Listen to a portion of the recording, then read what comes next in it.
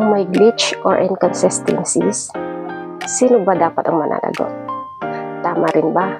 Nadedmahin na lang natin mga players. Tara, pag-usapan naman natin ngayon.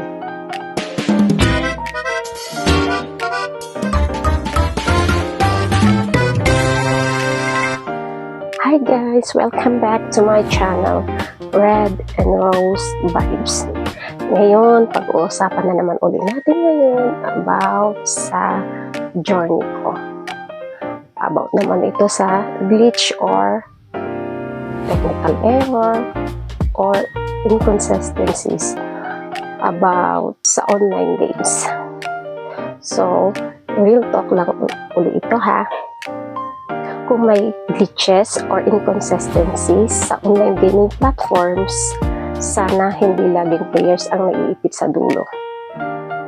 Hindi kasalanan ng player kung may technical issues, delays, or display mismatches. Kaya dapat may malinaw na investigation process, transparent na audit, at explanation. At dapat may accountability rin ang mga operators kapag may system lapses. Hindi laging system error lang ang sagot, tapos walang malinaw na protection sa users, mawawala talaga ang trust ng players. Hindi ito tungkol sa paninira. Mas importante lang na fair ang proseso, may transparency, may boses din ang mga players kapag may disputes. Sa huli, ang goal dapat ay secure ang fair gaming environment para sa lahat. Kapag may glitch, hindi dapat players ang nagsasuffer. Trust is built through transparency.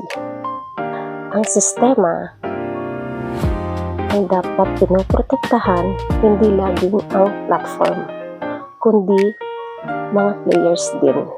Sa dulo, ang katotohanan pa rin ang mahalaga. Okay guys, kung gusto niyo akong samahan sa journey ko na to, okay, don't forget to like and subscribe and comment down below respectfully. Bye!